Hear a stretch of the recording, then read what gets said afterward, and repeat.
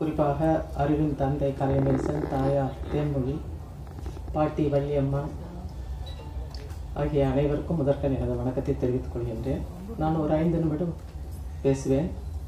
எனக்கு முன்னால் பேசுகிறவர்களைப் போல் அல்லாமல்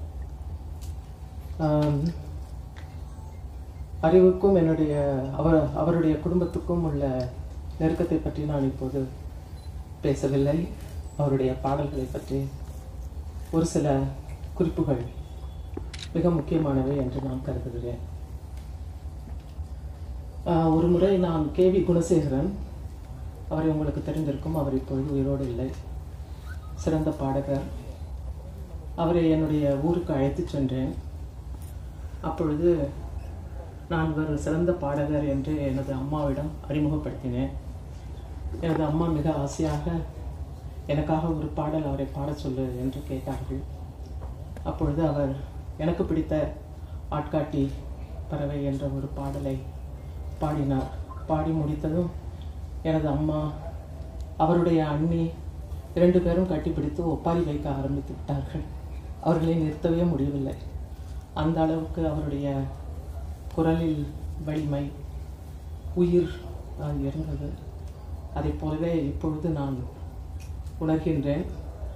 இன்னும் அதைவிட மேலாக, ஏனெனில் அவர் மக்களுக்காக கிராமங்களில் பாடினார். ஆனால் இவர் அனைவருக்குமாக, எல்லோருக்கும் ரீச்சாக அளவிலே அவர் பாடுகிறார்.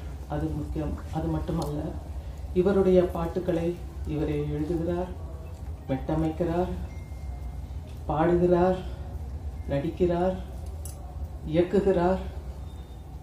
இவருடைய புகழ் யார் மீதும் சவாரி செய்தவர் வரவில்லை. அவர் தானாகவே சுயம்புவாகவே வந்திருக்கிறார். அவருடைய புகழ் அவருடைய குரலில் உள்ளது. அவருடைய புகழ் அவருடைய வார்த்தையில் உள்ளது.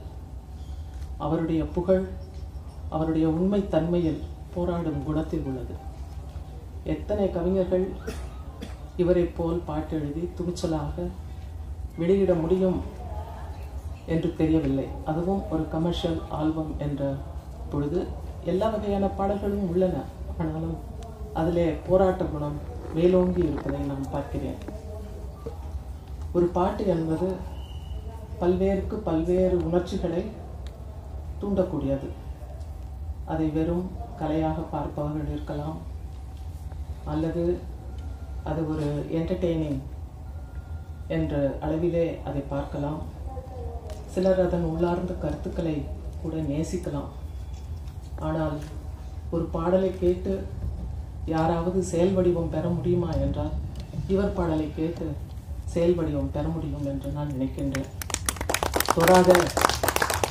என்னை தொடாத என்று அது ஏற்கனவே உள்ள ஒரு பாடல் வரி. நாங்கள் தொடாத பொருள் எதுவும் உண்டா என்ற கேள்வியில், எல்லாம் நாங்கள் தொட்டு எல்லாமே நாங்கள் உருவாக்கும் பொழுது எங்களை தொட வேண்டாம் என்று மறுக்கின்ற ஒரு சமூகத்தின் மீது ஒரு கலக பாட்டு இது. கலகம் விளைவிக்கின்ற பாட்டு எல்லாமே எள்ளல்.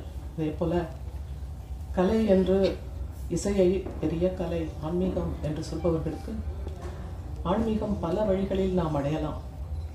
அதை போராட்டத்தின் மூலமாகவும் அடையலாம். தான் எழுதிய பாட்டை கூட, என்னடா ஹிப்பாப்பு, பறிச்சுட்டு வாடா ரோசாப்பூ என்று சொல்கின்ற அளவுக்கு அது ஒரு சுய விமர்சனம். பாடலை நான் எழுதிய பாடல் என்று கொண்டாடுவதில்லை. பாட்டு என்பது நமது வாழ்க்கை, நமது வாழ்க்கையை பாடுவது, நமது பிரச்சனைகளை பாடுவது, நமது உலகத்தை பாடுவது மட்டுமல்லாமல் அதை எப்படி மாற்றியமைப்பது என்ற அளவிலே அவருடைய பாடல்கள் இருக்கின்றன. இதற்கு மேல் இங்கே சிறந்த இயக்குநர்கள், இசையமைப்பாளர்கள் உள்ளார்கள். அவர்கள் கூட அவர்கள் கருத்தை கூறலாம். எனக்கு இந்த பாடலை பற்றிய கருத்து சொல்வதற்கு வாய்ப்பு கொடுத்த அறிவு மற்றும் அவருடைய குடும்பத்தாருக்கு நன்றி கூறி, அவர் மென்மேலும் வளர்வார், சிறந்த போராட்ட வீரராக இருப்பார். அதாவது தனக்காக, தனது சமுதாயத்துக்காக பாடுவது மட்டுமல்லாமல், இங்கே மனமாற்றத்தை உருவாக்குவதற்கான பாடல்கள் மிக அவசியமாக உள்ளன. அந்த அளவு இனிமையாக, எளிமையாக, நெருக்கமாக, உணர்வுபூர்வமாக அவர் பாடியிருப்பது, இந்த ஆல்பத்தை செய்திருப்பது மிக சிறப்புக்குரியது. காஸ்ட்லெஸ் கலெக்டிவ் என்று அவர் தொடங்கி இன்று ஒரு தனி ஆல்பம் செய்கின்ற அளவிற்கு உலக புகழ் பெற்றிருக்கிறார். சமீபத்தில் கூட பல்வேறு நாடுகளுக்கு சுற்றுப்பயணம் செய்து வந்தார். ஆஸ்திரேலியா, அமெரிக்கா போன்ற பல்வேறு நாடுகளுக்கு சுற்றுப்பயணம் செய்து வந்தார். இது இசையாலும் மற்றும் அவருடைய வார்த்தையாலும் மக்களை கவரும் என்று கூறி எனது வாழ்த்துரையை முடிக்கிறேன். நன்றி. Thank you so much, ma'am.